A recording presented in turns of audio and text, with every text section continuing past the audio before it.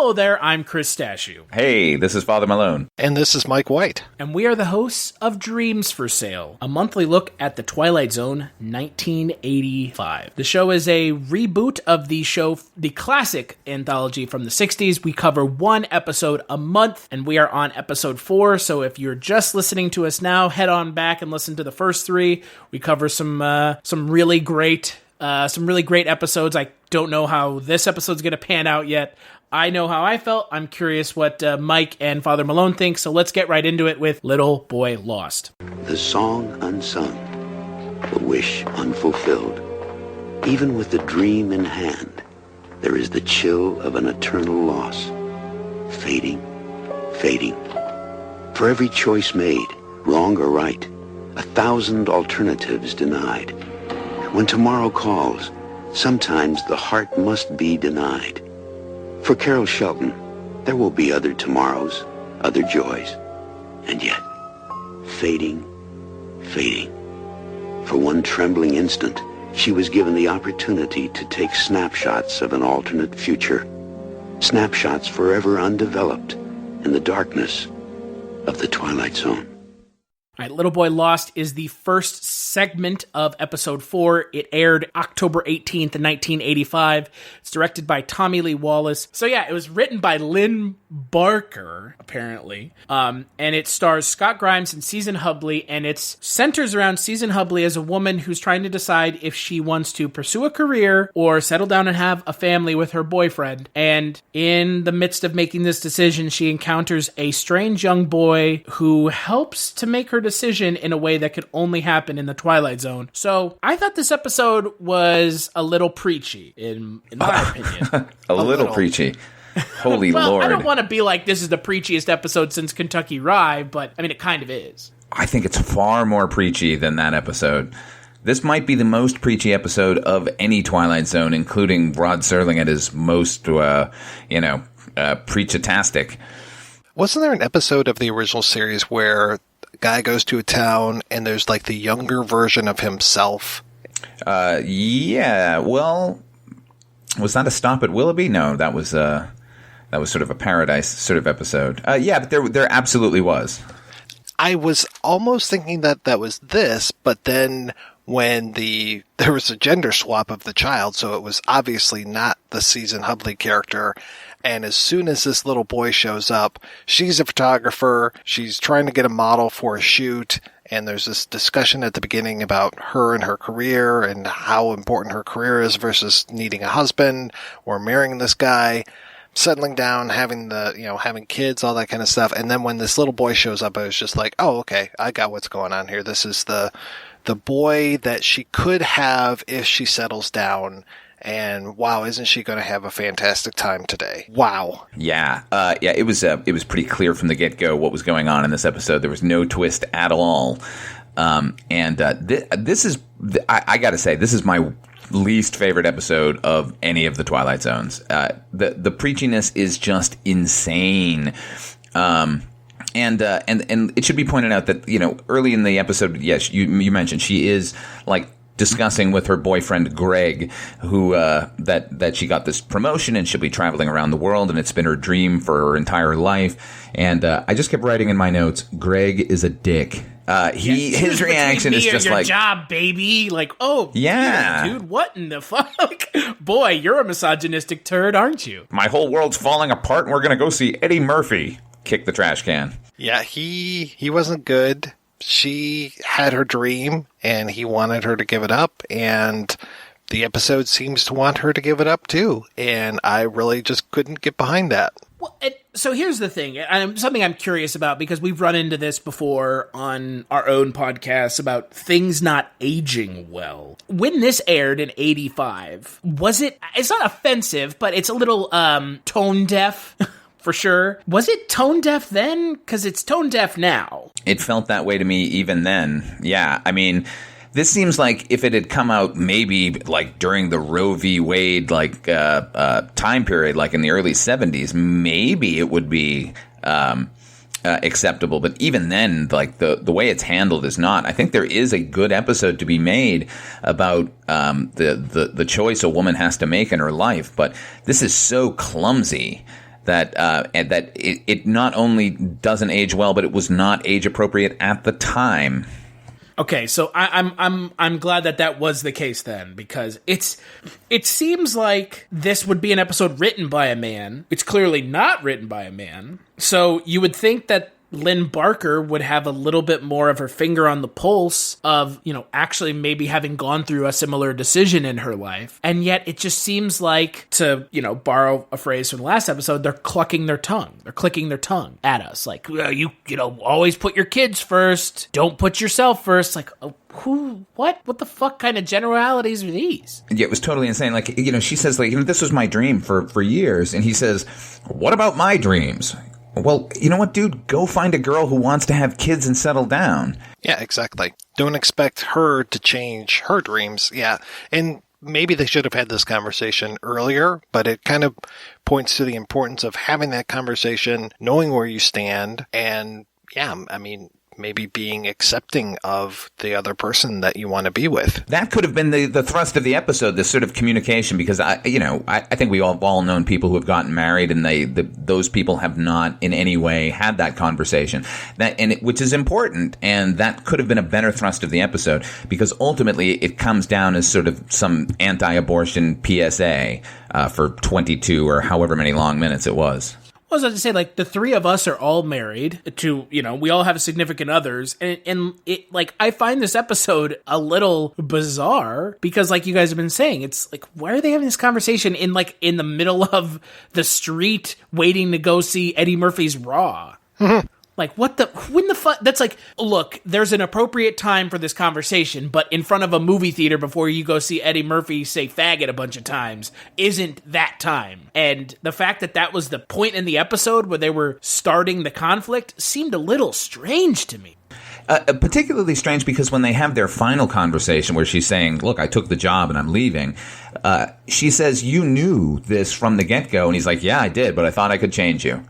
Which makes him even more of a dick. Right. And he is a dick. And, and I think that's the thing about this episode that is the redeeming part, is that she makes a decision for herself. At least there's that positive. Yeah, at the very least, she doesn't sort of succumb to the sort of societal pressure there and decides to go on with her life. But, good Lord, what a clumsy and awkward episode this is. And yeah, it does go on for way too long. Way too long. No, I just think, like, this is one of the episodes where we have 3 stories, including sort of an interstitial one. Like, how about just make this the 7 or 8 minute episode, because it's way too long, and it's not like there is a twist. Like, once the boy shows up, it's like, oh, okay, this is her son from the future, and even he like begs her at the end, like, to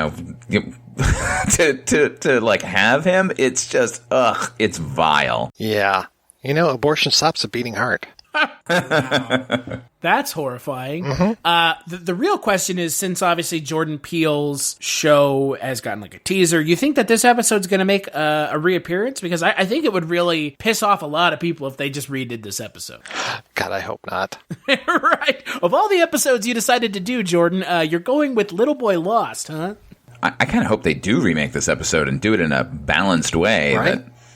That would be fun. Hey, by the way, just as an aside, Mike, you'll appreciate this. Lynn Barker, one of her other writing credits was for Whiz Kids. Yes, I noticed that. I was so happy. I think she did like 2 episodes. Yes, Whiz Kids. Yes, your favorite show of all time, Chris. Yes. You know what? No, I'm done with this Twilight Zone podcast. Let's do the Whiz Kids next month, huh? Wow. Yeah, this who cares about Twilight Zone? There's no cultural significance whatsoever. Whiz Kids, on the other hand, everyone's still talking about that show. Don't watch this one. Yeah, I'm with you on that. Kentucky Rye had its moments. This episode doesn't even have its moments. No, at least that episode we had some kind of good characterization. Like, it got way too preachy at the end, but at least the journey was kind of interesting. I mean, it gives itself away fairly early, but not as quickly as this. Like, it left you guessing a little bit. This one is just like, oh, here's her son from the possible future. Gross. Yeah, it's just a very tried and true trope, and it's not one that I find particularly interesting then, now, or ever. So, all right, so let's move on to the next episode, or the next segment of the episode, Wishbank. Wishbank was directed by Rick Friedberg, written by Michael Cassett, stars Dee Wallace Stone, Julie Carmen, and Harvey Vernon. Episode centers around Dee Wallace Stone when she picks up an antique oil lamp at a garage sale and rubs it. I wanted to see which one of you was going to break at that one. And she rubs that lamp and gets transported to a bureaucratic wish department. I guess that's the only way I would describe it. Yeah, that's probably the best description of it. It does seem like in the 1980s, there was this thing where people were like reinterpreting fantasy in this bureaucratic way. They did it again in Beetlejuice a couple years later with the sort of afterlife thing. I don't know what was going on there where people thought that this was a clever idea, because it's not. It's actually really boring. Yeah, but at least in Beetlejuice, it was entertaining. Yeah, I kind of like Beetlejuice. Oh, yeah. I'm not complaining about Beetlejuice. I'm just saying, like, it was a clumsy thought that could be handled really well in someone like Michael McDowell's hands. But I think people thought that just the idea of this sort of bureaucratic layer on top of a fantastical sort of idea is somehow in and of itself interesting, and it's not. It's the way it's handled. This segment of episode 4 is a mess, which is unfortunate because the last interstitial we had, because this is like 7 minutes, was Children's Zoo. And Children's Zoo was amazing. Yeah, with like virtually no dialogue. Yeah, and you had Dad Wes Craven in there, and in this, you have Dee Wallace Stone, she's a fantastic actress. She's given practically nothing to do other than to sit there. Yeah, she is effortlessly charming. Yeah, and this is just like, okay, whatever. So she is careful what she wishes for. Ha ha. Okay. It raises more questions than it answers. And every time they bring up new things, you're like, at least for me, I was just like, okay, well, how does that work? But then they don't want to answer the questions. So, I mean, I was so disappointed with this because I'm okay with that idea of laying the bureaucracy over something, even things like R.I.P.D. movies like that where it's like, oh, look at Heaven is an Office or Men in Black and, where do these guys go at the end of the day to have their coffee or whatever? Great. But yeah, this just didn't do it for me. And I would have been fine. There's a moment where she gets to the back of the line and you see all these other people and who are there allegedly, cashing in their wishes as well. I would have liked to have spent my time with all those other people rather than the people who are running the bank. It didn't do anything for me at all. Well, and the other thing is, like we kind of mentioned a little bit, it would have been better if this had been a time swap with Little Boy Lost. Because there's a lot to this, like you mentioned, Mike, there's a lot to this episode that really does raise some interesting questions. And it feels very much like a time crunch. It's like, oh, we don't have enough time, so, we'll mention this thing and then we'll just move on. It's like, but why? There's some interesting ideas here. It's just none of them are fully expounded upon. And at the end of the day, like you said, more questions than answers, and it hurts the segment. Yeah, we don't even get to see, like, the wishes going wrong in any way, really. It's just sort of like, it's a grind to have to stand around and wait and fill out different forms and get in different lines. It wasn't like, oh, I got this wish and it turned out bad for me. I mean, I guess that was their intent to show a different interpretation of the monkey's paw, but at the same time, it's just like nothing really happens. We get to see a view of the bureaucracy in action, and who cares? I mean, don't they even make a reference like, oh, well, usually you wish for one thing, the second thing undoes the first, or, and it has like that trope to it. But yeah, we never see those wishes happen. And then at the end, when she unwishes everything, there's no one around. So I'm like, well, who's actually getting her order at this point? Yeah, right. Yeah, it sort of betrays its own version of the bureaucracy there. Like, yeah, I don't want any of these wishes now. Okay, go get in that line. Like, maybe her being trapped in there forever would have been a more interesting idea. Right. But don't you get it, guys? It's like the DMV. Yuck, yuck, yuck. Like, okay, it's a creative idea, but so what? I mean, creative ideas don't get you very far. No, everyone has ideas.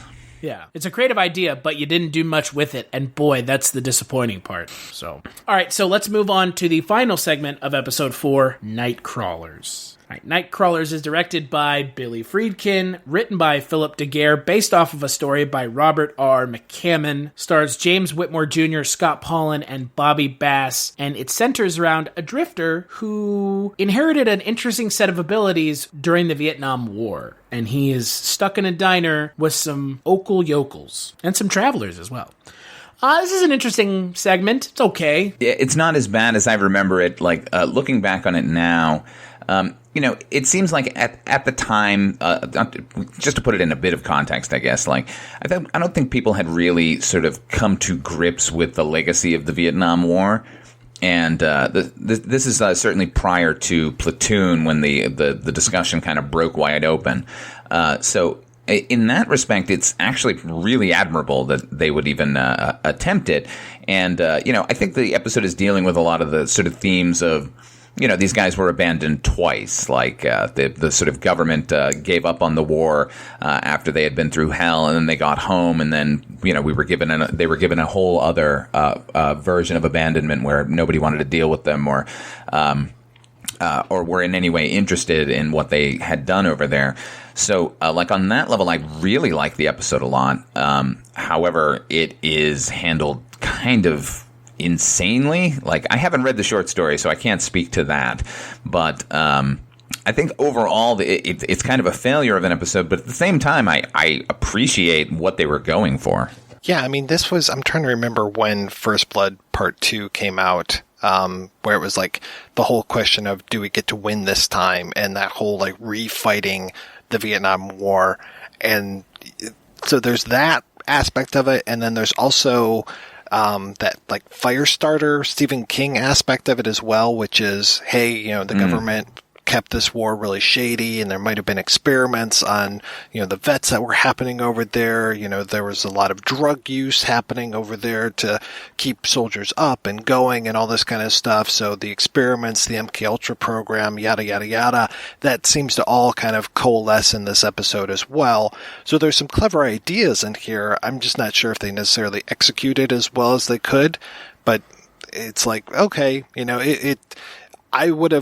I think, like you, I would like to go back and actually read the short story and see how it compares. You know what this segment reminded me of? The episode Unrequited from the X-Files, which is like a similar thing where it's like, we're going to talk about the Vietnam War, but like the guy is an invisible assassin, and what's like the fallout of the Vietnam War look like, and the POWs, and that's what this reminded me of, except that episode was like a million times better than this. But it was also given more time to breathe, which again goes back to Wishbank and Little Boy Lost. If Wishbank hadn't been there and Little Boy Lost, or if Wishbank had been longer and Little Boy Lost hadn't existed at all, you would have had two segments splitting the time of the full episode. And I think Nightcrawlers might have actually been given a little bit more time to breathe and kind of develop the characters and the story a little bit.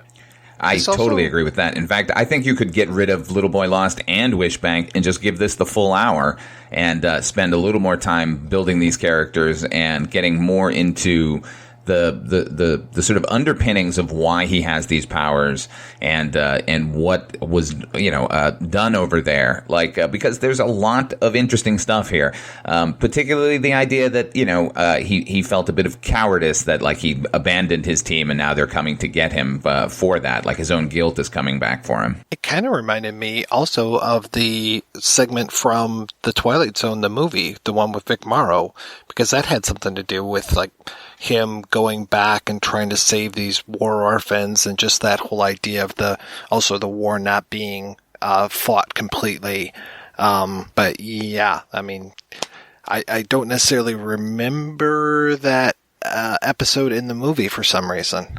Well, that was more about Vic Morrow figuring out the point of view of people that he looked down upon, other races and stuff, because he was making fun of them all. So he got forced to be a Jew during World War II, and he got forced to be a Vietnamese sort of villager during Vietnam, and what it was like to be an African American during the sort of lynching period of the 50s and 60s. Boy, that segment in the movie is actually pretty good, too. Yeah, I like it a lot. I mean, obviously, it is forever tainted with the death of Vic Morrow, but it's a solid episode, or a solid segment of the movie. Yeah, and the really biggest disappointment in regards to this segment of the show is that it's directed by Billy Friedkin, and it doesn't feel like he brought anything to it. No, it feels like they gave him a big budget because it was William Friedkin, and he got to blow up a lot of stuff at the end. Yeah, those cars never stood a chance. Well, and this is the only episode he directed. This is the only segment of the show he directed. Yeah, so it's kind of a bummer, Yeah, and let me just mention briefly Scott Pollan. Yeah, this is another actor I think is an underrated guy. I think he does a really good job. I don't think the editing serves him very well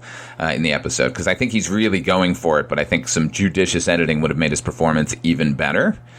I think he's really good. I think James Whitmore Jr. there is real good as the sort of cop. Even Exene Cervenka of the band X is the waitress in it. I liked her a lot too. So there's a lot to recommend this episode. It just doesn't seem to come together very well.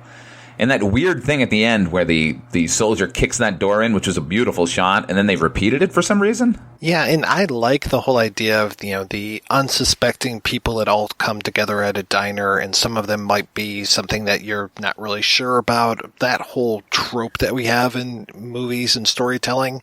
But to Chris's point, there's a lot of people in this diner, and we never really learn that much about them. I mean, this becomes Price's story, which is fine. It can be Price's story, but we spend enough time with some of these other people and looking at these other people at the beginning where I'm just like, oh, well, they're going to have some interesting stories to tell or something happening with them. No. Well, and again, I think that really does go back to the length of time that the show is given and the length of the segments, because it is a lot of time taken away from what could have been, like we've said, a potentially really standout segment that falls flat because Little Boy Lost and Wishbank got so much time. Yeah, but to speak to your idea, Mike, the whole beginning of the episode is about this family showing up, and we spend so much time with them, and they deliver absolutely nothing at all. If they had just focused on maybe the cop and the cook and the waitress and this guy, that could have given us even 5 more minutes. Would have made it a better episode, and a little more backstory on those guys. Maybe they were vets as well. Like the cop could have been have fought in the Korean War and made the cook even older, like he fought in World War II, like some kind of an examination of warfare and what it does and how they were received, because that's what the episode was sort of striving for. So what do we give a shit about this family that shows up because they're it's too rainy outside for them? I really like that idea. Well, and they're meant to be the audience, right? But, it just falls flat. I guess so, but you know what? We're the audience, so who cares? Yeah, exactly. That's what I'm saying. It just completely falls flat. It just doesn't work. And it's disappointing that it doesn't work, because of the 3 segments in this episode, this is the only one that I was mildly invested in. The other 2 were offensive, misguided in their tone, and then just, again, similarly to Nightcrawlers, Wishbank's just not given enough time. I will say, ultimately, I think this is worth a watch. Of the 3, and maybe just in general. I think it's an interesting enough story, and I think Scott Pollan's performance is really good. So I do recommend people see this one. I won't disagree. He was also Red Skull in the 1990 Captain America movie. Ooh. He was. He sure was, wasn't he? And for some reason, they made him Italian in that movie. Yeah, I still don't get why they switched from German to Italian. That was such a weird thing. Other than the fact that they were going to be shooting in the Mediterranean for some of the scenes, so they're like, well, let's just tie it in this way. One of those Axis powers was Italian, wasn't it? On the next episode of Dreams for Sale, we're going to be talking about Season 1, Episode 5. That episode has 2 segments, If She Dies and Ye Gods. I know nothing about either, but at least there's only 2 next time as opposed to 3. Maybe they'll be given a little bit more time to breathe. Fingers crossed. When we're not doing Dreams for Sale, where can people find you, Mr. Mike White? You can find me over at the Kolchak Tapes, which is at kolchaktapes.com, where every month we are talking about the Kolchak Night Stalker series. And you can also find me over at the Projection Booth Podcast, which is available at projectionboothpodcast.com, where every week I talk about a different strange and unusual film. What about you, Father Malone? Well, you can also hear me on another podcast about the 1990s Tales from the Crypt television series on HBO, hosted with this other insane fellow. And you can also find me on my YouTube channel, which is Ot5 Films. I have a show called You've Never Seen, where I examine sort of movies that have fallen by the wayside or never got their due. And you can find me on Twitter at Culture Stash. And if you like listening to movie podcasts, you can check out my movie podcast, The Culture Cast, where myself and my buddy Eric talk about movies twice a week. And that's over at culturecast.com. If you want to find out more about Dreams for Sale, head on over to twilightzone85.com, where you'll find the feed for the rest of the episodes. And if you want to check out the last 3 that we've done, we actually talked about some good segments, some of the best segments that we've seen so far, and probably of the show entirely. So you should go back and check those out. Big thanks, as always, to Roxy Drive and Neutron Dreams for the intro-outro music for Dreams for Sale, and we will catch you all in the next episode.